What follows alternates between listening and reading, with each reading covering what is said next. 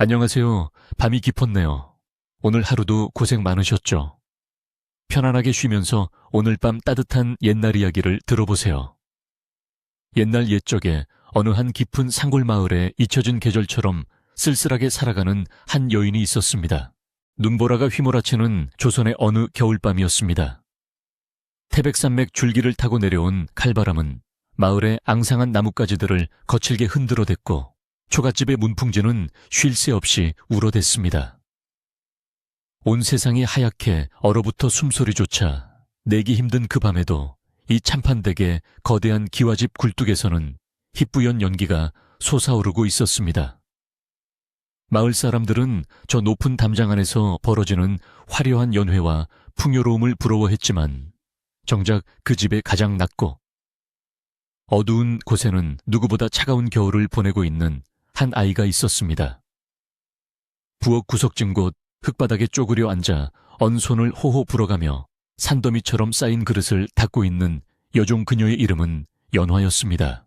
연화는 태어날 때부터 목소리를 낼 수 없는 번거리였습니다.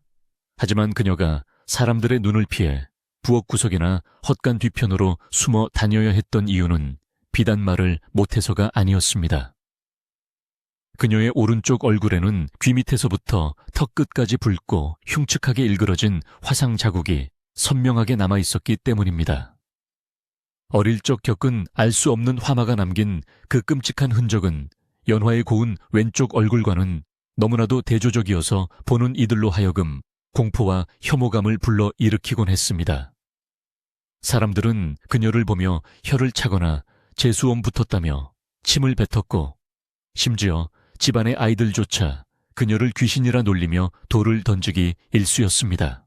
이 참판댁의 부엌은 언제나 분주하고 시끄러웠지만 연화의 세상은 늘 고요한 침묵 속에 잠겨 있었습니다.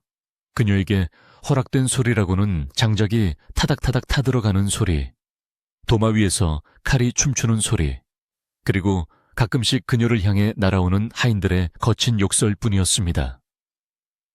하지만 연화는 그 어떤 모진 말에도 대꾸할 수 없었고 그저 깊은 눈동자에 물기를 머금은 채 고개를 숙일 뿐이었습니다. 그녀의 손은 독한 잿물과 차가운 얼음물에 퉁퉁 부르트고 갈라져 성한 곳이 없었지만 그녀는 아픔을 호소할 목소리조차 없었기에 그저 묵묵히 자신의 몫을 감내해야만 했습니다. 그날은 이 참판의 육순잔치가 열리는 날이라 집안 전체가 아침부터 들썩거렸습니다.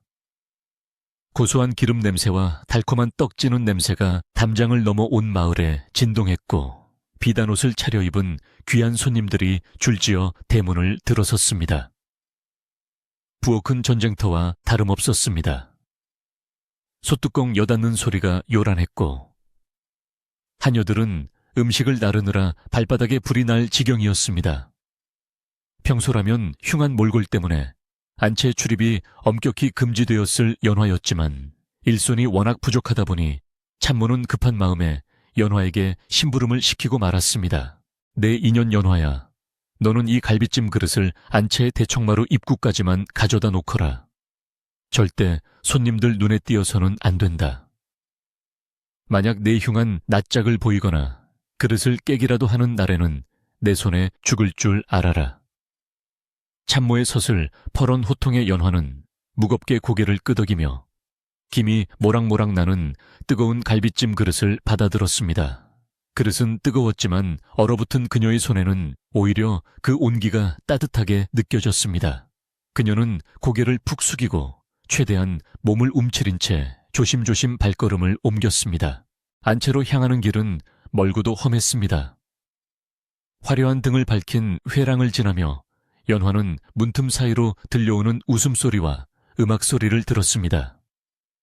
그것은 그녀가 평생 닿을 수 없는 별세계의 소리였습니다.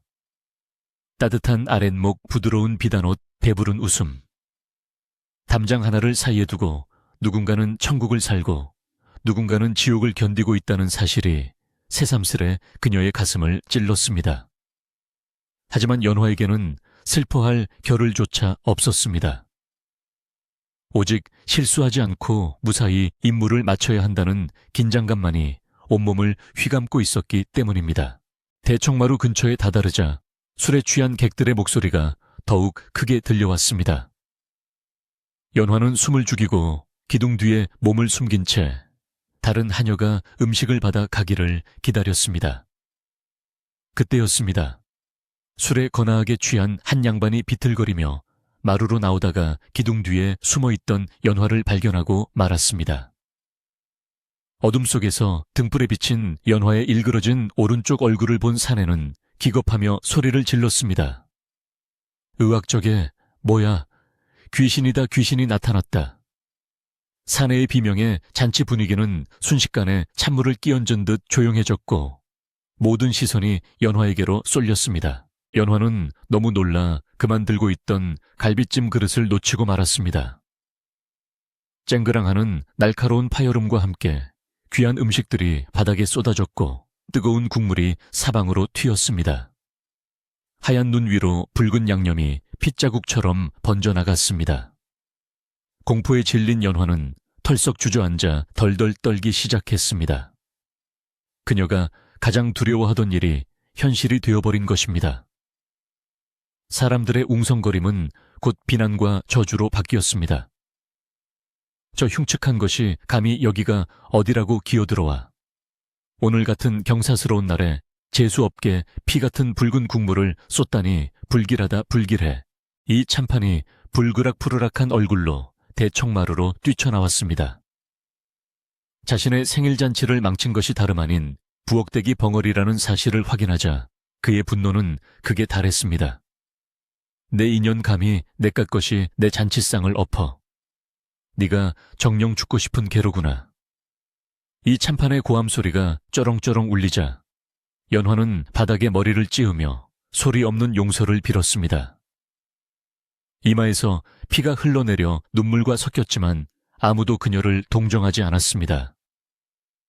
그들에게 연화는 사람이 아니라 그저 혐오스러운 벌레에 불과했기 때문입니다. 전연을 당장 끌어내라. 내 눈앞에서 치워버려라. 멍석마리를 해서라도 다신 걷지 못하게 만들어라. 이 참판의 불호령이 떨어지자 건장한 하인들이 달려들어 연화의 머리채를 잡아 끌었습니다. 짐승처럼 끌려가면서도 연화는 비명 한 번 지르지 못했습니다. 입을 벙긋거리며 애타게 살려달라는 눈빛을 보냈지만 돌아오는 것은 차가운 멸시와 매질뿐이었습니다. 그녀의 낡은 치마 저고리는 찢겨나갔고 맨발은 거친 흙바닥에 쓸려 상처투성이가 되었습니다. 하인들은 연화를 마당 구석에 눈 쌓인 공터에 내동댕이 쳤습니다. 그리고는 대야에 받아온 찬물을 그녀에게 끼얹었습니다. 영하의 날씨에 젖은 옷은 순식간에 딱딱하게 얼어붙기 시작했고 살을 애는 듯한 추위가 뼛속까지 파고들었습니다. 오늘은 좋은 날이니 살생은 피하겠다. 하지만 내 죄를 뉘우칠 때까지 꼼짝 말고 거기서 석고대죄하고 있거라. 참모의 매몰찬 말을 끝으로 사람들은 모두 따뜻한 방으로 들어가 버렸습니다. 마당에는 오직 윙윙거리는 바람소리와 덜덜 떨고 있는 연화만이 남겨졌습니다. 얼어붙은 몸보다 더 시린 것은 마음이었습니다. 연화는 감각이 없어진 손을 들어 흉터가 있는 뺨을 만져보았습니다. 울퉁불퉁하고 딱딱한 피부. 이것이 자신의 운명이었습니다. 아무리 착하게 살아도 아무리 열심히 일해도 이 흉터가 있는 한 그녀는 영원히 저주받은 존재일 뿐이었습니다. 왜 나는 남들처럼 평범하게 태어나지 못했을까? 왜 나에게는 말할 수 있는 입조차 허락되지 않았을까? 소리 없는 절규가 가슴속에서 터져 나왔지만 입 밖으로 나온 것은 하얀 입김뿐이었습니다. 밤은 점점 깊어갔고 눈발은 더욱 거세졌습니다. 연화의 머리 위로 어깨 위로 하얀 눈이 소복이 쌓여 마치 작은 눈사람처럼 변해가고 있었습니다. 의식이 점점 흐미해져 갔습니다. 차라리 이대로 잠들어 다시는 깨어나지 않기를 그녀는 간절히 바랐습니다. 어둠 속에서 저 멀리 안채의 불빛이 아스라하게 흔들렸습니다. 그 불빛은 너무나 따뜻해 보였지만 결코 그녀에게 닿을 수 없는 빛이었습니다. 그때 흐릿해지는 시야 사이로 밤하늘에 떠있는 달이 보였습니다. 차갑고도 시린 달빛이 그녀의 젖은 몸을 비추고 있었습니다. 연화에게는 남들이 모르는 비밀이 하나 있었습니다. 그것은 바로 칠흑 같은 어둠 속에서만 피어나는 꽃이었습니다. 모두가 잠든 깊은 밤, 그녀는 몰래 훔쳐온 자투리청과 실 조각들을 꺼내어 달빛 아래서 술을 놓곤 했습니다. 말을 할 수 없는 그녀에게 바늘과 실은 세상과 소통하는 유일한 언어였습니다. 그녀의 손끝에서 피어난 매화는 향기가 나는 듯했고 그녀가 수놓은 나비는 금방이라도 날아오를 듯 생생했습니다. 하지만 그 재능 또한 이 천한 신분과 흉터에 가려져 아무도 알지 못하는 쓸모없는 것이었습니다. 지금 이 순간 죽음이 코앞에 닥친 이 순간에도 연화의 머릿속에는 술을 놓고 싶다는 생각이 스쳐 지나갔습니다. 하얀 눈 위에 붉은 동백꽃 한 송이를 수놓고 싶다. 춥지 않게 붉고 따뜻한 꽃을. 그녀는 마지막 힘을 짜내어 품속 깊이 숨겨두었던 낡은 바늘 쌈지를 꽉 움켜쥐었습니다. 그것이 그녀가 이 세상에서 가진 유일한 보물이자 그녀가 존재했다는 유일한 증거였기 때문입니다. 손가락 끝이 동상으로 까맣게 변해가고 있었지만 바늘을 쥔 손에는 이상하게도 온기가 돌았습니다. 시간이 얼마나 흘렀을까요? 연화의 몸이 거의 눈 속에 파묻혔을 무렵 대문 빗장이 삐거덕거리며 열리는 소리가 들렸습니다. 누군가 밖으로 나온 것이었습니다. 하지만 연화는 고개를 들 힘조차 없었습니다. 그저 눈을 감고 다가오는 발소리를 들었습니다. 뽀드득 뽀드득 눈을 밟는 소리가 점점 가까워졌습니다. 혹시나 참모가 다시 나와 더한 벌을 주려는 것일까? 두려움에 몸이 움츠러들었습니다. 발소리는 연화의 바로 앞에서 멈췄습니다. 그리고 무거운 침묵이 흘렀습니다. 바람이 잠시 멈춘 듯 고요해진 밤 공기 속에서 거친 숨소리가 들려왔습니다. 연화는 힘겹게 눈꺼풀을 들어 올렸습니다. 흐릿한 시야 속에 거대한 그림자가 서 있었습니다.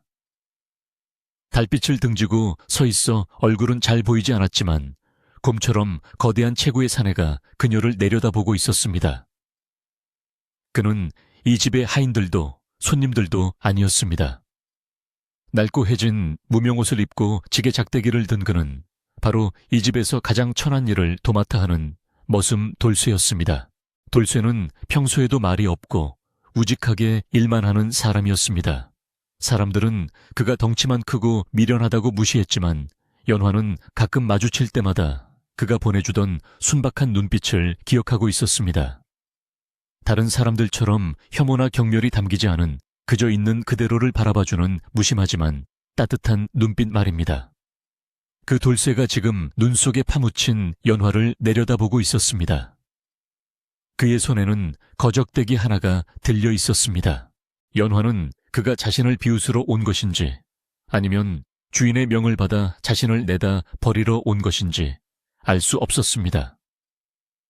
공포와 기대가 뒤섞인 눈으로 그를 올려다보았습니다. 돌쇠는 한참 동안 말없이 연화를 응시하더니 천천히 무릎을 굽혀 그녀의 눈높이에 맞췄습니다. 그리고 거칠고 투박한 손을 뻗어 연화의 어깨 위에 쌓인 눈을 털어내기 시작했습니다. 그의 손길은 생각보다 훨씬 조심스럽고 부드러웠습니다. 마치 귀한 도자기를 다루듯 조심스러운 손길에 연화의 얼어붙은 마음 한구석에서 쨍하고 금이 가는 소리가 들리는 듯 했습니다. 살아야지. 돌쇠 입에서 나온 말은 짧고 굵직했습니다.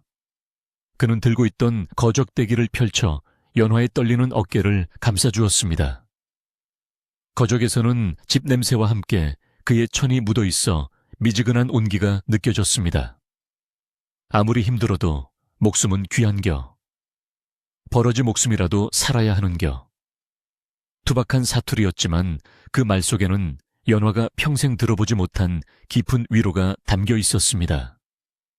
연화의 눈에서 참았던 눈물이 왈칵 쏟아져 내렸습니다. 뜨거운 눈물이 흉터 위를 흘러내려 차가운 눈바닥을 적셨습니다. 하지만 운명은 그들에게 잠시의 안식조차 허락하지 않으려는 듯 안채 쪽에서 다급한 발자국 소리가 들려왔습니다. 누군가 횃불을 들고 이쪽으로 뛰어오고 있었습니다. 돌쇠는 황급히 일어서서 뒷걸음질 쳤고 연화는 공포에 질려 몸을 떨었습니다. 횃불의 불빛이 어둠을 가르며 다가왔을 때 그들의 앞에는 표독스러운 눈빛의 안방마님과 건장한 장정들이 서 있었습니다. 마님의 손에는 반짝이는 무언가가 들려 있었는데 그것은 연화의 운명을 송두리째 바꿔놓을 비극의 씨앗이었습니다.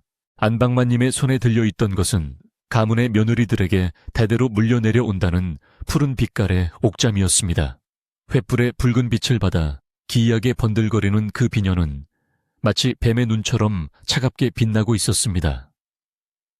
마님은 표독스러운 목소리로 소리쳤습니다. 이 천한 것이 감히 내 방에 몰래 들어와 갑오를 훔쳐냈다. 내 이럴 줄 알았다. 근본도 없는 것이 들어올 때부터 상스럽지 않더니 기어이 도둑질에 손을 대는구나. 그것은 명백한 모함이었습니다. 연화는 안채 근처에는 얼씬도 하지 못했고 종일토록 부엌 구석에서 그릇만 닦고 있었기 때문입니다. 하지만 억울함을 호소하려 해도 그녀에게는 목소리가 없었고 믿어줄 사람 하나 없었습니다. 이 참판은 마님의 말을 의심조차 하지 않았습니다. 아니 어쩌면 진실 따위는 중요하지 않았을지도 모릅니다. 그에게 중요한 것은 자신의 고귀한 생신잔치에 오점을 남긴 이 흉물스러운 존재를 치워버릴 명분이 생긴 것뿐이었습니다. 그는 차가운 눈빛으로 연화를 내려다보며 판결을 내리듯 말했습니다. 도둑질한 종놈은 손목을 자르는 것이 법도이나 오늘 같은 좋은 날 피를 볼 수는 없는 노릇이다. 돌쇠야, 너는 당장 인연을 거적에 마라. 저 멀리 오자골 깊은 골짜기에 내다 버려라.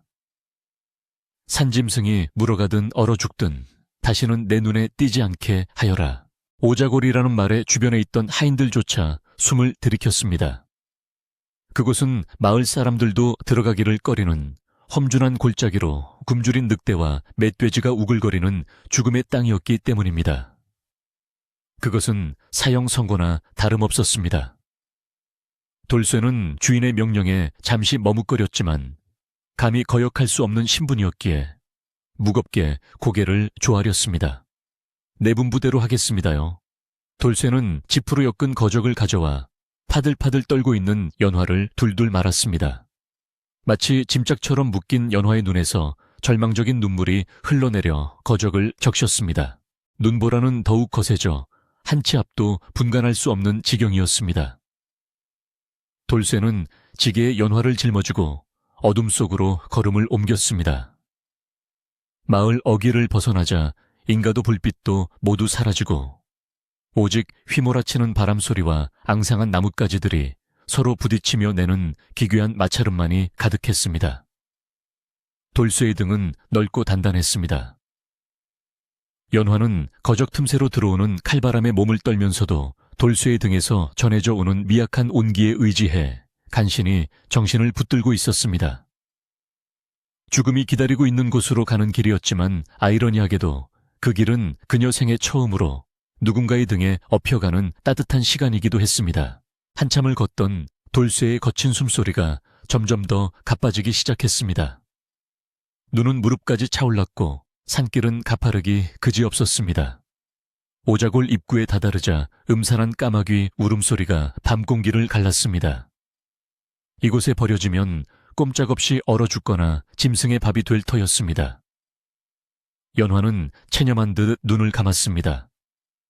차라리 빨리 끝났으면 좋겠다는 생각마저 들었습니다. 돌쇠는 커다란 바위 아래 바람을 피할 수 있는 곳에 지게를 내려놓았습니다. 쿵 하는 소리와 함께 연화의 몸이 눈밭에 떨어졌습니다. 돌쇠는 거친 숨을 몰아쉬며 한참 동안 허공을 응시했습니다. 그의 입에서 하얀 입김이 뿜어져 나와 흩어졌습니다. 연화는 이제 마지막 순간이 왔음을 직감하고 조용히 거적 속에서 몸을 움츠렸습니다. 그런데 예상과 달리 돌쇠는 그녀를 버리고 돌아서지 않았습니다. 대신 품속에서 주먹만한 감자 2알을 꺼내어 연화의 앞에 툭 던져 놓았습니다. 아직 온기가 남아있는 삶은 감자였습니다. 그리고는 걸걸한 목소리로 중얼거렸습니다. 억울해서 어찌 죽는가. 내 다 안에 A씨가 훔친 게 아니라는 거. 연화는 깜짝 놀라 눈을 크게 떴습니다. 돌쇠는 쭈그리고 앉아 투박한 손으로 연화를 묶고 있던 새끼줄을 풀어주었습니다. 거적이 풀리자 매서운 바람이 들이닥쳤지만 돌쇠는 자신이 입고 있던 낡은 무명 겹저고리를 벗어 연화의 어깨에 덮어주었습니다. 혹겹 적삼만 입은 그의 몸이 추위에 떨렸지만 그의 눈빛만은 흔들림 없이 단호했습니다. 사람들이 자네 보고 귀신 씌었다고 흉측하다고 손가락질해도 내 눈에는 그저 사람으로 보이네.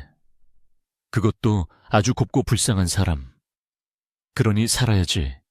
여기서 죽으면 너무 원통하지 않은가. 돌쇠의 그 한마디는 연화의 얼어붙은 심장을 단번에 녹여버렸습니다. 평생을 저주받은 괴물로 살아왔던 그녀에게 처음으로 사람 대접을 해준 이가 바로 가장 천대받는 머슴 돌쇠였던 것입니다. 연화는 목이 메어 소리 없는 오열을 토해냈습니다. 돌쇠는 지게를 짊어지며 결심한 듯 말했습니다. 나는 이제 대감마님 댁으로 돌아가지 않을 걸세. 자네를 죽였다고 거짓고하고 평생 노비로 사느니 차라리 산속 도망자가 되는 게 낫지. 저 태백산 깊은 곳에 예전에 숯을 굽던 빈 오두막이 하나 있네. 그리로 가세. 두 사람은 눈보라를 뚫고 산 더 깊은 곳으로 향했습니다. 길은 험하고 가파랐지만 연화는 더 이상 춥지 않았습니다. 그녀의 앞에는 든든한 돌쇠가 길을 트고 있었고 그녀의 어깨에는 그의 천이 베인 저고리가 덮여 있었기 때문입니다. 그들은 밤새도록 걷고 또 걸었습니다. 날이 희뿌옇게 밝아올 무렵 그들은 사람의 발길이 닿지 않는 깊은 산중턱에 위태롭게 서 있는 낡은 숯가마 오두막에 도착했습니다. 지붕은 반쯤 무너져 내렸고 벽에는 구멍이 숭숭 뚫려 있었지만 두 사람에게는 그곳이 세상 그 어느 기와집보다 아늑한 궁궐처럼 보였습니다. 오두막 안은 냉기로 가득했지만 돌쇠는 익숙한 솜씨로 아궁이를 고치고 주변에서 마른 나뭇가지를 모아 불을 지폈습니다. 타닥타닥 타오르는 불꽃과 함께 방 안의 공기가 조금씩 데워지기 시작했습니다. 돌쇠는 연화에게 따뜻한 아랫목을 내어주고 자신은 문가에 앉아 찬바람을 막아섰습니다. 이제 여기가 우리 집이여. 대감마님도 안방마님도 없는 우리 집. 돌쇠가 쑥스러운 듯 웃으며 건넨 말에 연화는 조용히 고개를 끄덕이며 미소를 지었습니다. 흉터 때문에 일그러진 미소였지만 돌쇠의 눈에는 세상에서 가장 순박한 웃음으로 보였습니다. 산속의 생활은 고단했습니다. 쌀독은 비어 있었고 찬바람은 틈만 나면 문풍지를 찢을 듯 불어댔습니다. 하지만 두 사람의 마음은 그 어느 때보다 풍요로웠습니다. 돌쇠는 낮이면 산을 타며 칠뿌리를 캐고 토끼를 잡았고 연화는 오두막 주변을 쓸고 닦으며 살림을 꾸려나갔습니다. 돌쇠가 구해온 거친 식재료들은 연화의 손을 거치면 소박하지만 맛깔나는 요리가 되었습니다. 번거리 냉가슴 앓듯 답답했던 지난날들과 달리 이곳에서는 말이 없어도 서로의 마음을 알 수 있었습니다. 눈빛 하나, 손짓 하나로 그들은 서로를 위로하고 보듬어 안았습니다. 어느 날 오후 연화는 땔감을 구하러 나간 돌쇠를 기다리며 숲을 서성이다가 덩굴 식물들이 얽혀 있는 것을 발견했습니다. 겨울을 이겨내고 질기게 살아남은 칡넝쿨과 마른 풀들이었습니다. 그녀는 홀린 듯 그 줄기들을 걷어와 다듬기 시작했습니다. 바늘은 없었지만 뾰족하게 다듬은 가시나무가 있었고 실은 없었지만 가늘게 쪼갠 식물 줄기가 있었습니다. 그녀는 수초로 바닥에 그림을 그리고 그 위에 줄기들을 엮어 술을 놓듯 엮어 나갔습니다. 연화의 손끝에서 거친 덩굴은 우아한 곡선이 되고 마른 잎사귀는 생명력을 얻었습니다. 그녀는 자신이 보았던 바람의 결을, 눈보라의 춤을, 그리고 돌쇠의 따뜻한 마음을 그 속에 담아냈습니다. 비단실도 명주천도 없었지만 자연이 준 재료들은 그녀의 손에서 새로운 예술로 다시 태어나고 있었습니다.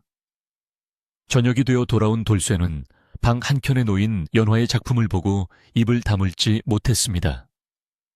낡은 멍석 위에 칡넝쿨로 엮어 만든 것은 한 쌍의 원앙기였습니다. 투박한 재료였지만 그 형태와 기운이 어찌나 생동감 넘치는지 금방이라도 날개짓을 할 것만 같았습니다. 이게 정말 A씨가 만든 거요. 돌쇠가 놀라 물었습니다. 연화는 부끄러운 듯 얼굴을 붉히며 고개를 끄덕였습니다. 돌쇠는 그 거친 손으로 연화의 작품을 조심스레 쓰다듬으며 감탄했습니다. 내가 평생 본 것 중에 제일 곱구먼. 마치 살아있는 것 같아. 우리 아씨 손은 그냥 손이 아니라 도깨비 방망이인가 보. 돌쇠의 진심 어린 칭찬에 연화의 가슴속 깊은 곳에서 뜨거운 무언가가 솟구쳐 올랐습니다. 그것은 잃어버렸던 자존감이자 예술가로서의 자부심이었습니다. 그날 밤 연화는 잠을 이루지 못했습니다. 흉측한 외모 때문에 숨겨야만 했던 자신의 재능이 비로소 빛을 발할 수 있는 곳을 찾았다는 희열 때문이었습니다. 밖에는 여전히 매서운 바람이 불고 있었지만 오두막하는 돌쇠의 코드는 소리와 타오르는 장작불 소리로 평화롭기 그지없었습니다. 연화는 잠든 돌쇠의 얼굴을 바라보며 다짐했습니다. 이 사람을 위해서라면 무엇이든 하겠다고. 자신의 이 재주로 그에게 보답하겠다고 말입니다. 그것이 비극적인 운명에 맞서는 그녀만의 방식이었습니다. 겨울이 깊어가고 봄이 멀지 않았을 무렵 돌쇠는 장터에 나가 숯을 팔고 오겠다고 했습니다. 위험할 수도 있었지만 겨우내 먹을 식량이 바닥나가고 있었기에 어쩔 수 없는 선택이었습니다. 연화는 걱정스러운 눈빛으로 그를 배웅하며 품속에서 무언가를 꺼내 건넸습니다. 그것은 지난밤 꼬박 세워 만든 작은 주머니였습니다. 낡은 배조각을 기워 만든 것이었지만 그 위에는 숯검댕과 붉은 황토 그리고 식물즙으로 염색한 실로 수놓은 복주머니 그림이 정교하게 그려져 있었습니다. 돌쇠는 그것을 받아들고 환하게 웃었습니다. 내 금방 다녀올 터이니 문단속 잘하고 있게. 누가 와도 절대 열어주지 말고. 돌쇠가 산 아래로 내려가는 뒷모습을 보며 연화는 두 손을 모아 기도했습니다. 부디 무사하기를, 그리고 이 작은 행복이 영원하기를. 하지만 그녀는 아직 알지 못했습니다. 그녀의 손끝에서 피어난 그 아름다운 수가 세상 밖으로 나가는 순간 잠들어 있던 운명의 수레바퀴가 다시 거칠게 돌아가기 시작할 것임을 말입니다. 산 아래 장터에는 이미 그녀를 찾는 흉흉한 소문이 돌고 있었고 탐욕스러운 자들의 눈길이 이 깊은 산속을 향해 조여오고 있었습니다. 돌쇠가 떠난 산속은 너무나 고요했습니다. 연화는 불안한 마음을 달래려 다시금 수놓기에 몰두했습니다. 이번에는 더 큰 천이 필요했습니다. 그녀는 구석에 처박혀 있던 낡은 광목천을 꺼내 펼쳤습니다. 그리고 눈을 감고 상상했습니다. 봄이 오면 이 산 가득 피어날 진달래와 철쭉, 그리고 그 사이를 날아다닐 나비들을. 그녀의 손이 바쁘게 움직이기 시작했습니다. 단순한 바느질이 아니었습니다. 그것은 그녀의 영혼이 춤을 추는 의식이었습니다. 흉터 뒤에 숨겨진 그녀의 진짜 얼굴이 비로소 세상에 드러나는 순간이었습니다. 겨울이 가고 태백산 깊은 골짜기에도 어김없이 봄이 찾아왔습니다. 꽁꽁 얼어붙었던 계곡물이 녹아 졸졸 흐르는 소리가 산새들의 지저귀임과 어우러져 아름다운 화음을 만들어냈습니다. 겨우내 죽은 듯 보였던 앙상한 나뭇가지에는 연두색 새순이 돋아나고 바위 틈 사이로는 이름 모를 들꽃들이 수줍게 고개를 내밀었습니다.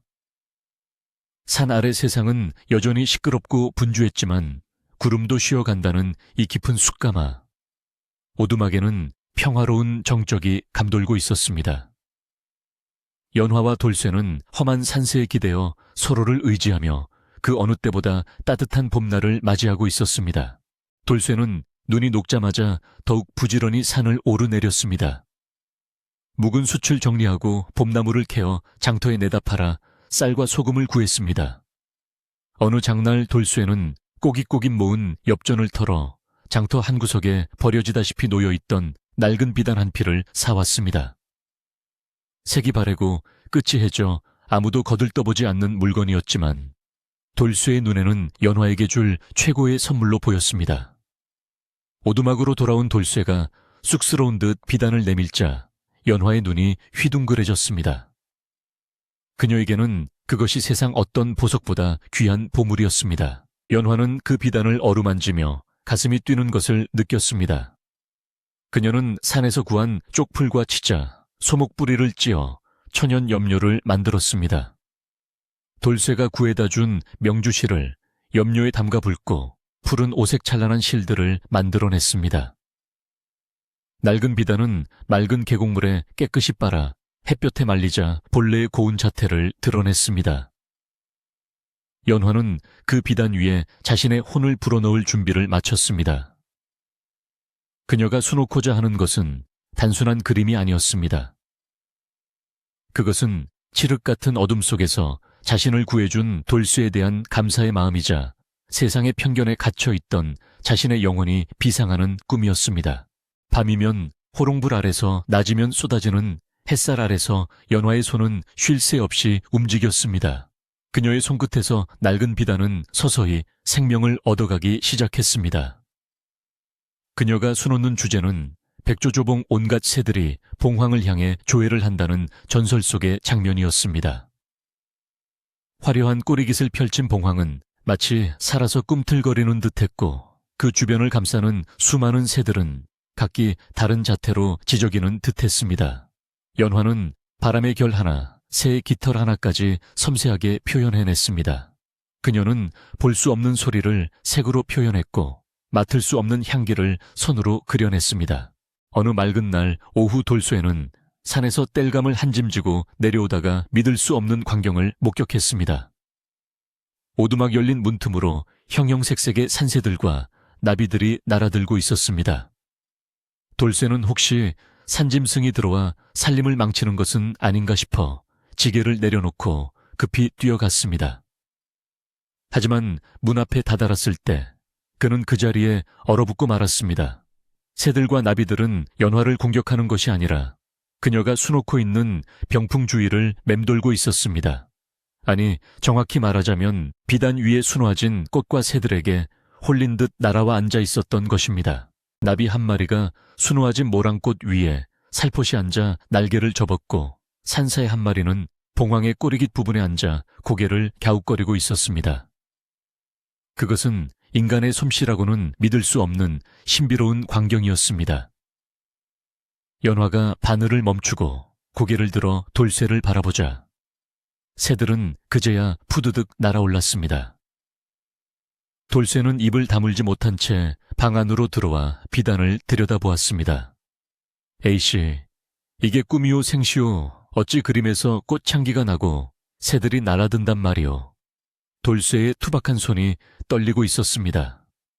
그는 자신이 구해낸 여인이 단순한 양반집 규수가 아니라 하늘이 내린 재주를 가진 귀한 분임을 뼈저리게 실감했습니다. 그날 이후 돌쇠는 연화의 솜씨를 세상에 알리고 싶어 조바심이 났습니다. 하지만 연화의 신분이 드러날까 두려워 차마 큰 작품은 내놓지 못하고 연화가 자투리천에 수놓은 작은 손수건 몇 장을 품에 안고 장터로 향했습니다. 장터의 포목점 주인은 돌쇠가 내민 손수건을 보고 콧방귀를 뀌었습니다. 산속 화전민이 가져온 물건이 오죽하겠냐는 심산이었습니다. 하지만 손수건을 펼쳐든 순간 주인의 눈빛이 달라졌습니다. 손바닥만 한 천 위에는 봄바람에 흔들리는 버드나무 가지와 그 위를 노니는 꾀꼬리 한 쌍이 수놓아져 있었는데 그 정교함이 한양의 내로라 하는 장인들의 솜씨를 훌쩍 뛰어넘는 것이었습니다. 이복에 이 물건을 도대체 어디서 구한? 팻나 포목점 주인이 다급하게 물었습니다. 돌쇠는 짐짓 태연한 척하며 우리 마누라가 심심풀이로 만든 것이오 하고 둘러댔습니다. 주인은 믿을 수 없다는 표정이었지만 물건의 가치를 알아보고는 쌀 한 가마니 값을 후하게 쳐주었습니다. 돌쇠가 가져온 손수건은 순식간에 팔려나갔고 장터에는 소문이 돌기 시작했습니다. 태백산 깊은 골짜기에 선녀가 내려와 술을 놓는다더라. 그 술을 보면 병이 낫고 근심이 사라진다더라. 하는 소문은 꼬리에 꼬리를 물고 퍼져나갔습니다.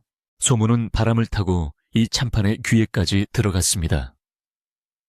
어느 날 기생집에서 술을 마시던 이 참판은 비단 장수가 꺼내놓은 손수건을 보고 술잔을 멈췄습니다. 그 손수건에 수놓아진 매화 문양은 어딘가 낯이 익었습니다.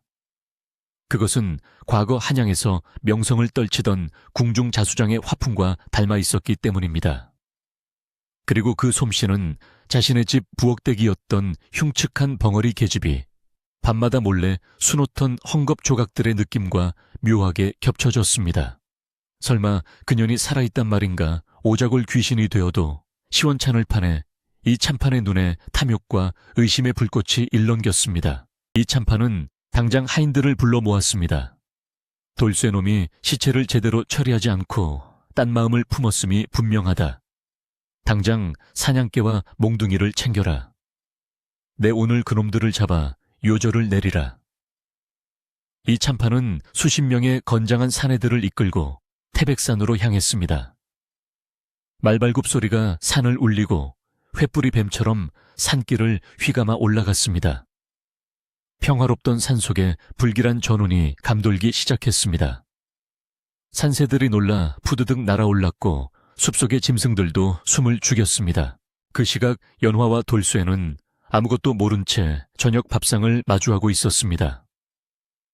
돌쇠가 장에서 사온 고등어 한 손을 구워 김이 모락모락 나는 쌀밥과 함께 먹으며 두 사람은 행복에 젖어 있었습니다. 그때였습니다. 밖에서 사나운 게 짖는 소리가 들려왔습니다. 돌쇠가 숟가락을 놓고 귀를 기울였습니다. 산짐승 소리가 아니었습니다. 그것은 수많은 사람들의 발자국 소리와 거친 고함 소리였습니다. 돌쇠의 얼굴이 사색이 되었습니다. A씨, 어서 숨으시오. 놈들이 왔소.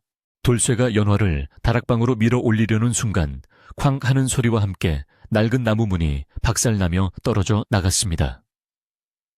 들이닥친 것은 횃불을 든 이 참판과 험상궂은 하인들이었습니다. 좁은 오두막은 순식간에 아수라장이 되었습니다. 이 참판은 방 한구석에 놓인 병풍백조 조봉도를 보고 눈이 뒤집혔습니다. 횃불 아래서 찬란하게 빛나는 그 병풍은 자신이 평생 모아 온 그 어떤 보물보다도 가치 있어 보였습니다. 역시 살아있었구나. 내 짐작이 맞았어. 천하의 명물을 이런 누추한 곳에 숨겨두다니. 이 참판의 시선이 공포에 질려 구석에 웅크리고 있는 연화에게 꽂혔습니다. 흉측한 화상 자국은 여전했지만 그녀가 만들어낸 작품은 그녀를 더 이상 천한 종년으로 보이지 않게 만들었습니다. 저것은 이제 돈을 낳는 거위였다. 아니, 황금을 낳는 도깨비 방망이였다. 이 참판은 비릿한 웃음을 흘리며 명령했습니다. 저 연을 당장 끌어내라. 내 집에 가두고 죽을 때까지 수만 놓게 할 것이다. 그리고 주인을 속인 저 배은망덕한 놈은 멍석마리를 하여 다리를 분질러 놓아라. 하인들이 연화에게 달려들자 돌쇠가 고함을 지르며 앞을 가로막았습니다. 안 된다 이 짐승 같은 놈들아. 누구도 A씨에게 손대지 못한다. 돌쇠는 곁에 있던 쇠스랑을 집어들고 미친 듯이 휘둘렀습니다. 평소 순하기만 하던 돌쇠였지만 연화를 지키겠다는 일념 하나로 성난곰처럼 변해 있었습니다. 덩치 큰 하인 2명이 돌쇠의 기세에 눌려 뒤로 나자빠졌습니다. 하지만 중과 부적이었습니다.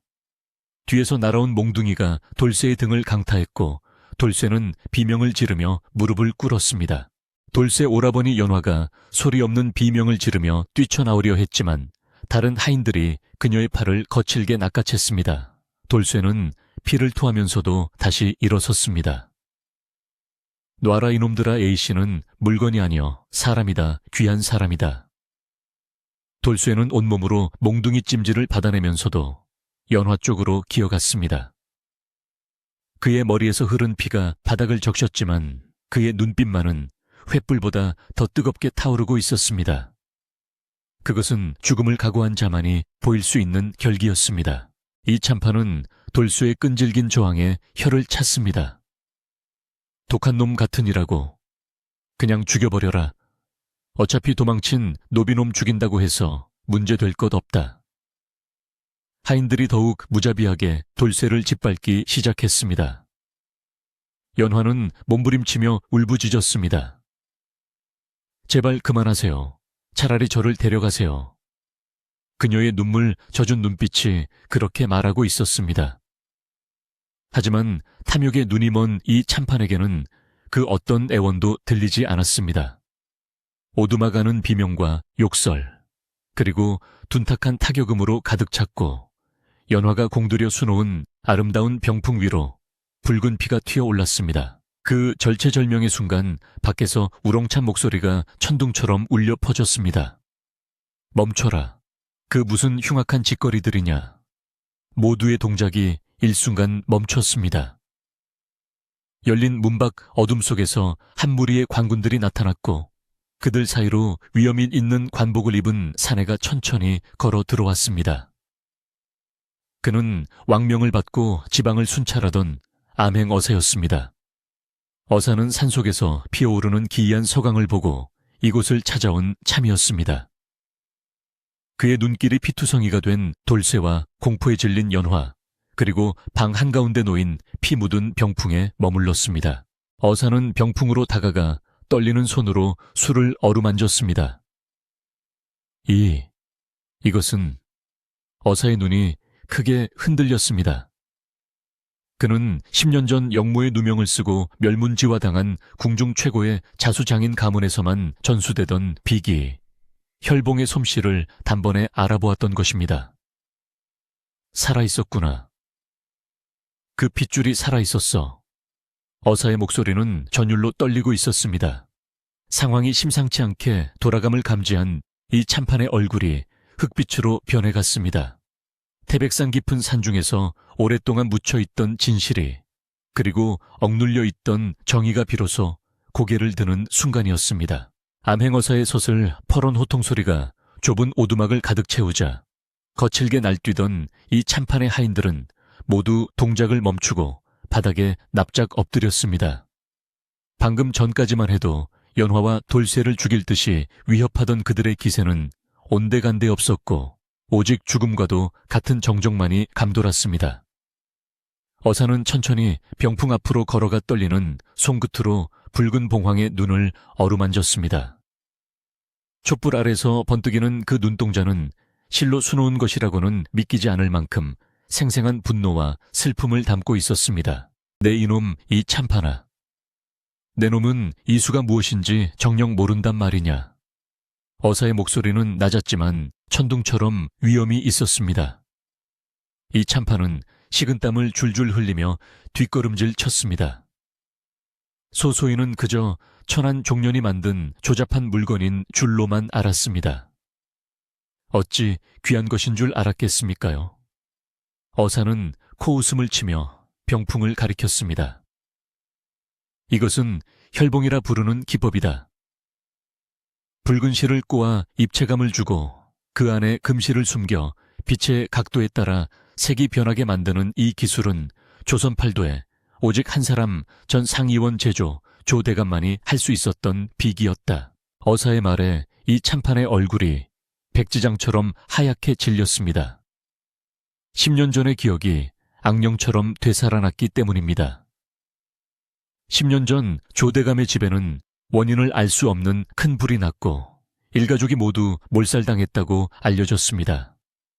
당시 그 고을의 형암이었던 이 참판은 조대감의 막대한 재산을 관리한다는 명목으로 가로챘고 그 과정에서 화상을 입고 실어증에 걸린 어린 딸 하나가 살아남았다는 사실을 은폐했습니다. 그는 후환을 없애기 위해 아이를 죽이려 했으나 하늘이 두려워 참아 제 손에 피를 묻히지 못하고 자신의 집 부엌대기로 삼아 평생을 짐승처럼 부려먹으며 감시해왔던 것입니다. 어사는 매서운 눈빛으로 이 참판을 노려보며 말을 이었습니다.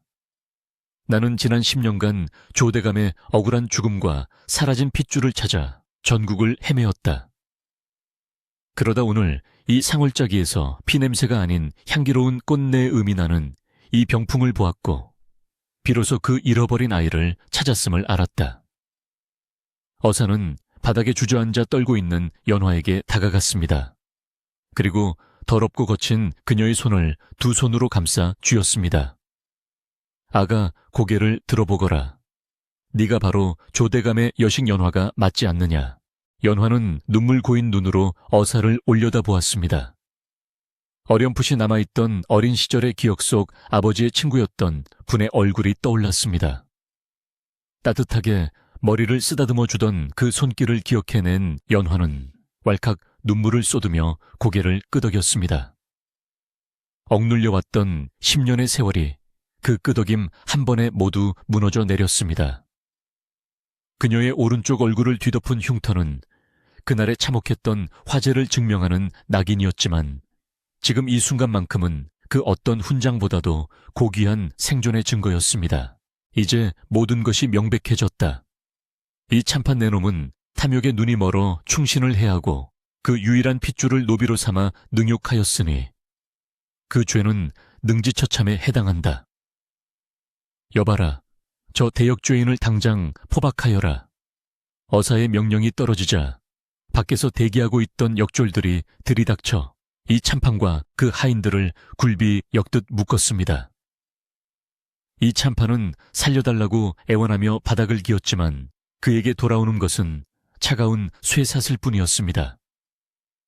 그의 화려한 비단옷은 진흙탕에 뒹굴어 엉망이 되었고 거만했던 얼굴은 공포와 비굴함으로 일그러졌습니다. 죄인들이 끌려나간 후 오두막에는 다시 평화가 찾아왔지만 상처는 깊었습니다. 피투성이가 된 채 쓰러져 있던 돌쇠는 의원을 불러 응급조치를 받았지만 부상이 심각했습니다. 연화는 밤을 새워 돌쇠의 곁을 지켰습니다. 물수건으로 그의 땀을 닦아주고 피 묻은 상처에 약초를 지식여 발랐습니다. 그녀의 눈물은 말을 새가 없었습니다. 자신을 위해 목숨을 걸고 싸워준 이 투박하고 못생긴 사내가 그녀에게는 세상 그 누구보다 아름답고 귀한 사람이었습니다. 며칠 후 돌쇠가 겨우 정신을 차렸을 때 그는 자신이 알던 세상이 완전히 바뀌어 있음을 깨달았습니다. 오두막 앞에는 관군들이 보초를 서고 있었고 연화는 누더기 대신 깨끗한 비단옷을 입고 있었습니다. 어사가 하사한 옷이었지만 돌쇠의 눈에는 왠지 그 옷이 연화에게 너무나 잘 어울려 보여 가슴 한구석이 시려왔습니다. 예씨, 아니 이제 아기씨라고 불러야겠군요. 몸은 좀 괜찮으십니까? 돌쇠가 갈라진 목소리로 물었습니다. 연화는 급히 다가와 돌쇠의 손을 잡고 고개를 저었습니다. 신분 따위는 중요하지 않다는 뜻이었습니다. 어사가 방으로 들어와 정중하게 말했습니다. 연화야, 이제 한양으로 가자. 임금님께서 너의 생존 소식을 듣고 크게 기뻐하시며 너를 상의원 책임자로 임명하겠다고 하셨다. 네 아버지의 명예를 되찾고 잃어버린 가문도 다시 일으켜 세워야지. 그것은 연화가 꿈꿀 수 있는 최고의 영광이었습니다. 다시는 춥고 배고프지 않아도 되며 천한 대우를 받지 않아도 되는 화려한 삶이 그녀를 기다리고 있었습니다. 돌쇠는 씁쓸한 미소를 지으며 고개를 돌렸습니다. 자신 같은 머슴이 감히 넘볼 수 없는 높은 곳으로 그녀가 날아갈 시간이 된 것입니다. 가십시오 하시. 거기가 A씨가 있을 곳입니다. 저는 여기서 수치나 구우며 살겠습니다. 돌쇠의 말에 연화의 눈동자가 흔들렸습니다. 그녀는 잠시 화려한 한양의 궁궐과 눈 덮인 이 상월 오두막을 번갈아 떠올렸습니다. 궁궐에는 비단과 보석이 넘쳐나겠지만 그곳에는 자신의 흉터를 어루만져주며 살아야 한다고 말해준 돌쇠가 없었습니다. 차가운 멸시 속에서 유일하게 자신을 사람으로 대해준 따뜻한 온기가 없는 그곳은 또 다른 감옥일 뿐이었습니다. 연화는 결심한 듯 자리에서 일어나 종기와 붓을 찾았습니다. 그리고 떨리는 손으로 한 글자 한 글자 마음을 담아 써 내려갔습니다. 소녀에게 부귀영화는 뜬구름과 같습니다. 제 목숨을 구해준 것은 임금님의 어명도 조상의 명예도 아닌 바로 이 사람의 따뜻한 등과 거친 손이었습니다. 저는 이곳에 남아 이 사람과 함께 평생 흙을 밟으며 살고 싶습니다. 부디 저의 뜻을 헤아려 주십시오. 연화가 쓴 글을 읽은 어사는 한참 동안 말을 잇지 못했습니다. 어사는 깊은 한숨을 내쉬었지만 그의 입에는 옅은 미소가 번져 있었습니다. 내 뜻이 정그러하다면 어찌하겠느냐. 임금님께는 내가 잘 말씀드리겠다. 허나 내 재주가 이 산속에 묻히는 것은 너무나 아까우니 내가 가끔 사람을 보내 너의 수를 세상에 알릴 수 있도록 하마. 어사는 돌쇠의 어깨를 두드리며 말했습니다. 자네가 참으로 큰 복을 받았네. 부디 저 귀한 분을 평생 눈물 흘리지 않게 잘 모시게. 돌쇠는 멍하니 연화를 바라보았고 연화는 환하게 웃으며 돌쇠의 손을 꽉 잡았습니다. 두 사람의 손은 거칠고 투박했지만 맞잡은 온기만큼은 세상 그 어떤 비단보다 부드러웠습니다. 세월은 유수와 같이 흘러 어느덧 5년이라는 시간이 지났습니다. 태백산 자락 양지 바른 곳에는 아담하지만 정갈한 기와집 한 채가 들어섰습니다. 담장 너머로는 아이들의 글 읽는 소리와 여인들의 웃음소리가 끊이지 않았습니다. 연화는 약속대로 한양으로 가지 않고 이곳에 남아 작은 수의 학당을 열었습니다. 인근 마을에 가난한 처녀들과 아이들이 연화에게 술을 배우러 모여들었고 연화는 그들에게 바느질 뿐만 아니라 마음을 다스리는 법을 가르쳤습니다. 마당 한쪽에는 튼튼한 황소 한 마리와 닭들이 한가롭게 논일고 텃밭에는 싱싱한 채소들이 자라고 있었습니다. 밭일을 마치고 돌아온 돌쇠는 땀을 뻘뻘 흘리면서도 얼굴에는 웃음꽃이 만발해 있었습니다. 여보, 나 왔소. 돌쇠의 우렁찬 목소리에 부엌에서 연화가 달려 나왔습니다. 그녀의 등에는 포대기에 쌓인 갓난아기가 곤히 잠들어 있었습니다. 흉터가 있던 그녀의 오른쪽 얼굴은 여전했지만 이제 그녀는 머리카락으로 그것을 가리지 않았습니다. 사랑받는 여인의 자신감이 그 흉터마저도 아름다운 삶의 일부로 승화시킨 것입니다. 돌쇠는 지게를 내려놓고 연화와 아이를 번쩍 안아 올렸습니다. 아가야 아버지 왔다. 아이가 까르르 웃음을 터뜨리자 마당에 있던 수강생들도 함께 웃었습니다. 돌쇠는 이제 더 이상 천한 머슴이 아니었습니다. 그는 한 가정의 든든한 가장이자 마을 사람들에게 존경받는 듬직한 농사꾼이 되어 있었습니다. 마을 사람들은 흉년이 들면 돌쇠네 곡간이 열린다는 것을 알았고 슬픈 일이 생기면 연화의 자수가 위로가 된다는 것을 알았습니다. 그들은 가진 것을 나누며 더불어 사는 기쁨을 실천하고 있었습니다. 어느 늦가을 저녁 노을이 붉게 물들 무렵 연화와 돌쇠는 툇마루에 나란히 앉아 산 아래를 내려다보았습니다. 멀리 밥 짓는 연기가 피어오르고 바람에 흔들리는 갈대 소리가 노래처럼 들려왔습니다. 연화는 묵묵히 자신의 손을 잡고 있는 돌쇠의 손등을 쓰다듬었습니다. 말은 하지 않아도 알 수 있었습니다. 우리가 그때 그 눈보라치는 밤에 포기하지 않았기에 서로의 손을 놓지 않았기에 지금 이 아름다운 풍경을 볼 수 있다는 것을 말입니다. 돌쇠가 품속에서 작은 꾸러미를 꺼내 연화에게 건넸습니다. 장에 갔다가 당신 생각이 나서 샀소. 꾸러미 안에는 고운 빛 하나가 들어 있었습니다. 연화는 눈시울을 붉히며 돌쇠의 어깨에 머리를 기대었습니다. 그녀가 수놓은 병풍 속의 봉황처럼 그들은 서로에게 날개가 되어 비상했고 이제는 둥지로 돌아와 편안한 안식을 누리고 있었습니다. 착한 마음은 하늘을 감동시키고 진실한 사랑은 운명조차 바꾼다는 옛말이 하나도 틀리지 않았음을 두 사람은 온몸으로 증명하며 살아가고 있었습니다. 밤이 깊어지자 산속의 집에는 다시 따스한 호롱불이 켜졌습니다.